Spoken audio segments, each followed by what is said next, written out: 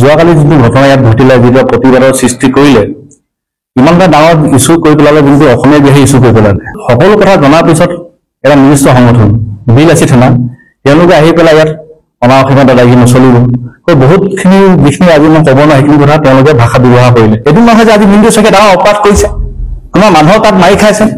মই তাত কিবা কাৰোবাৰ মানুহৰ বেয়া ব্যৱহাৰ কৰিছো, মোৰ তাত থকা সতি তাত কিবা কৰিলে, যে তেনেকুৱা সেই পেট্ৰল পাম্পত কোনোবা অসমীয়া মানুহে মাৰ খাইছে, কোনোবা অসমীয়া মানুহৰ চাকৰি নাই কৰা, তাত যিসকল আছে আমাৰ কৰ্মচাৰী তেওঁলোক অসমীয়া, তেওঁলোকে তেল দিয়ে, আমাৰ স্থানীয় যুৱক যুৱতী তেওঁলোকতো মই বাহিৰৰ পৰা নাই, বিহাৰ ইউপিৰ পৰা নাই কাম কৰিবলৈ, যে সেই সংগঠনটো আজি বুজাই বহুত সংগঠন আছে, নাম নাজানিলে বহুত সংগঠন আছে, তেওঁলোকে বিপুলে আহে, কথা পাতে, কোনোবাই কিবা সহায় দিছে আমি দিওঁ, বোলে আমি গাঁৱত তেল 2 লিটাৰ দিওঁ, 3 লিটাৰ, আমি পেট্ৰল দিব কি দিম, পেট্ৰল দিবলৈ দিম, আমি টকা পইচা দিব নোৱাৰো নহয়। মই আজি যিসকল সংবাদদাতা ইয়াত উপস্থিত হৈছে তেওঁলোকক মই মোৰ ফালৰ আন্তৰিক ধন্যবাদ জ্ঞাপন কৰিছো। খুব কম সময়ৰ ভিতৰতে মই এই সংবাদ মেলখন পাতিবলৈ আগবাঢ়ি আহিলো। আপোনালোকে গম পাইছে যোৱা 17 তাৰিখে BNC পেট্ৰল পাম্পৰ যিটো ঘটনা আপোনালোকৰ সংঘটিত হল, সেইটো আপোনালোক সকলোৱে জ্ঞাত, আপোনাৰ বিশেষ কোনো ক'বলগীয়া নাই, যিহেতু এইটো বস্তু তদন্ত হৈ আছে, আৰক্ষীয়ে তদন্ত কৰি আছে, দোষী যোন যেনেকে শাস্তি পাবলগীয়া আছে আইনমতে শাস্তি পাব, আপোনাক ক'বলগীয়া কোনো কথা নাই। কিন্তু কালি যিটো ঘটনা ঘটিলে,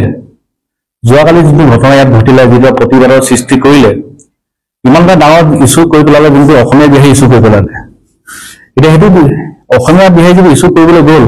মইতো যিহেতু অসমীয়া মানুহ, মোৰ নামটো মিণ্টু শইকীয়া, মই এজন অসমীয়া মানুহ,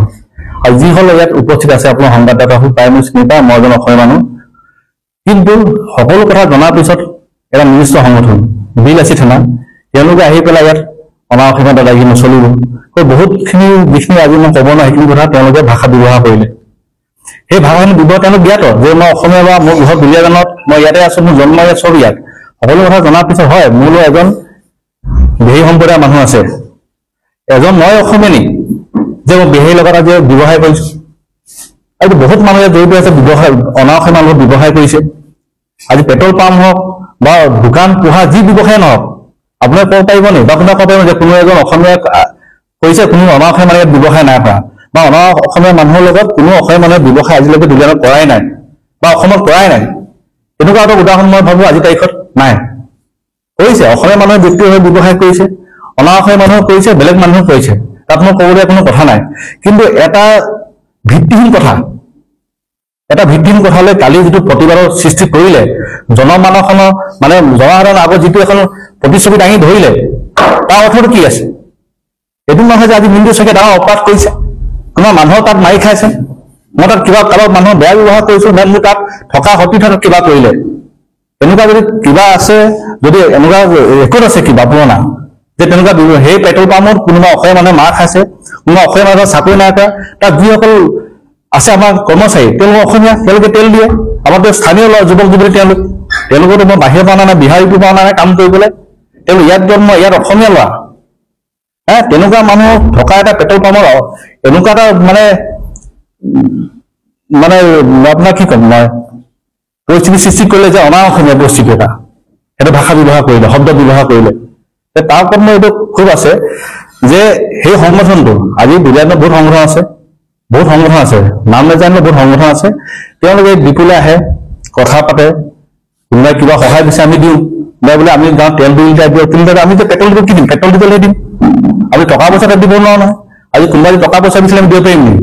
দিম বোলে কোনোবা দুখীয়া মানুহ বিচাৰিছে 100 টকা দাদা দিয়কচোন, কিবা সহায় কৰক, আমাৰ অসুবিধা আছে, আমি দিম, সেইটো নহয় যে টকা পইচা নিদিম, দিম। বিহু মেলা পাতে বোলে আমাৰ আজি ডিজেল নালাগে, বহুত দৰকাৰ আহিছে, আমাক চাউল 10 কেজি দিব, আমি দিওঁ, পইচা দিব আমি দিওঁ। কিন্তু এখন লাখ টকা বাজেট দিছে, কোটি টকা বাজেট লৈ আহিব, কওকচোন এটা পেট্ৰল ডিপোত কোটি টকা বাজেট লৈ আৰু কিমান যুক্তিপূৰ্ণ কথা আজিৰ তাৰিখত? এটা অসমীয়া মানুহে যে ডিপো চলাই আছো, এখন কোটি টকা বাজেট লৈ বাৰে বাৰে যে আহি কয় যে আমাৰ কি হব, আমি কোটি টকাৰ পৰা আমি আজি পেট্ৰল ডিপো যদি আমি গোটেই পেট্ৰলখিনি বিক্ৰী দিওঁ, আমি কোটি টকা নাপাওঁ, আমি কেন পাম? গোটেই পেট্ৰল ডিপো এক গাড়ী যদি পেট্ৰল আমি বিক্ৰী পেলাই 10-15% প্ৰফিট পাওঁ, আৰু গোটেই প্ৰফিট নোলায়, গোটেই তেলখিনি দিলেও আমাৰ 6 কোটি টকা নোলায়। সেই পৰিপ্ৰেক্ষিতত যেতিয়া আমি কলো যে আমাৰ কোনো পধ্যেই এইটো গ্ৰহণযোগ্য নহয়, যিটো আপোনালোকে আমাক দিছে দিয়ক, আমাৰ এটা সীমিত তেল 5 লিটাৰ লাগে, তেল 10 লিটাৰ লাগে, সেইটো আমাক দিয়ক, কিন্তু কোটি টকা 6-7 কোটি টকা এখন বাজেট কামত দিব লাগে নেকি? এতিয়া সেইটো বস্তু আমি কলো যে কোনো পদ্ধতি বস্তু গ্ৰহণযোগ্য নহয়। আগত আপোনালোকে দিছিলে বেলেগ মালিক আছিলে বেলেগ কথা সেইটো চিটত আমি নোসোমাম কিন্তু আমাক কিয় আপোনালোকে অপৰাধ কৰিছে এইটো বিষয়ে আমাক কিয় টানিছে আমিতো এই বিষয়ে সোমাব নোৱাৰো নে আমাক বোলে এইটো লাগিবই আমি কথা পাতিম কিন্তু আমিতো কথা পাতিবলৈ নিবিচৰাৰ কাৰণে কাইলৈ গোটেই ঘটনা যেতিয়া হ'ল আপোনালোকে দেখিব আৰম্ভণি আজি 17 তাৰিখৰ পৰা চাই যদি 17 তাৰিখৰ পৰা চাই এখিনি ল'ৰা 20জনীয়া 30জনীয়া এটা দল আহি ডিপুত আক্ৰমণ লগা কথাটো কি আছিলে তেওঁলোকে যে কোনোবা ডিপুত বেয়া ব্যৱহাৰ কৰিছিলে নে কোনোবা আমি তেওঁলোকক কিবা কৰিছিলো তেনেকুৱা একো নাই ঘপকে এডল ল'ৰা আহিলে তো মাৰপিট কৰিম বুলি আমাক আজি এইটো অৱস্থা কৰিলে মোৰ কথাটো এইটো আছে এইটো গোটেই এটা মানে মনে সজা এটা ঘটনা আছিলে এটা আগৰ পৰা ট্ৰেইনিং আছিলে যে ডিপুত আহিবলৈ উৎপাত কৰিব লাগিব বিল আছে থানাই ইয়াৰ ওপৰত এই ঘটনাৰ ওপৰত বেলেগ এটা আনি দিলে যে অসমীয়া আমাৰ অসমীয়া কিন্তু তেওঁলোকৰ বিষয়বস্তু আছিলে বেলেগ তেওঁলোকৰ বিষয়বস্তু আছিলে আমাৰ পৰা কোটি টকাত কিন্তু কোটি টকা আমি দিব নোৱাৰো বুলি কৰো সেইটো লৈ পেলাই সেই অজুহাত লৈ পেলাই কালি পৰিস্থিতি সৃষ্টি কৰিলে সেইটো যেন ব্যক্তি আহে কোনজনে সেইটো নাজানো খালি কয় এই ফোন নম্বৰত আমাক যোগাযোগ কৰিব লাগে ৰন্টু পানীভূষণ বুলি আছে ৰন্টু পানীভূষণ মুখ্য হৈছে বিল আছে থানা অসম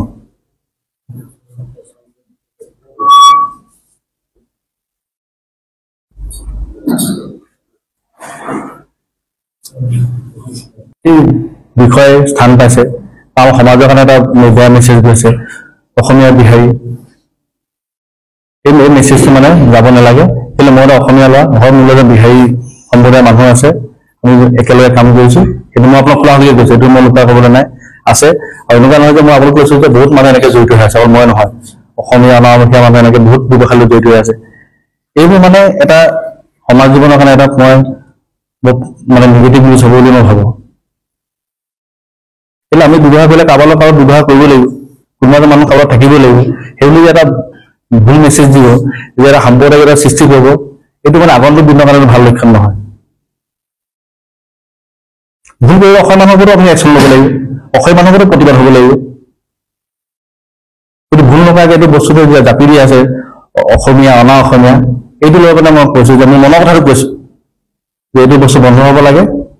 যিটো ঘটনা হৈছে তাত তদন্ত হৈছে আৰক্ষী তদন্ত প্ৰক্ৰিয়াত সহায় কৰিব লাগে আপোনালোকৰ সাংবাদিকসকলে যি বিভাগে সহায় কৰিছে আমি তাৰ কাৰণে আপোনালোকক আকৌ পুনৰবাৰ ধন্যবাদ জনাইছো তদন্ত বিভাগত থাকিব লাগে আৰু ব্যৱসায়টো ব্যৱসায়ত থাকিব লাগে আৰু কোনোবা নিজৰ স্বাৰ্থ সিদ্ধি কৰিবলৈ গৈ ঘটনাটো এটা জেগাত হৈছে আপোনাৰ কাজিয়া হৈছে বেলেগ কাৰণে আৰু প্ৰতিবাদ হৈছে বেলেগ কাৰণে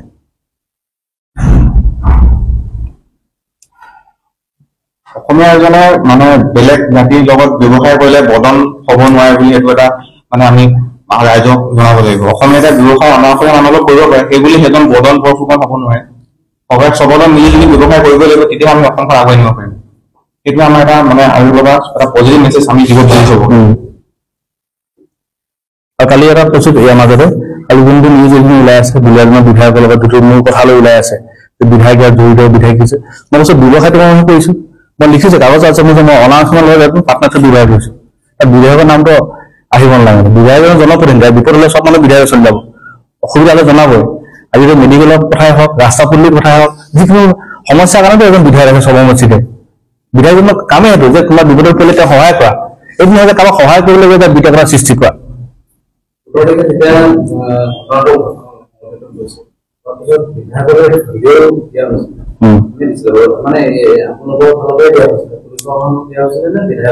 যেতিয়া ভিডিঅ'টো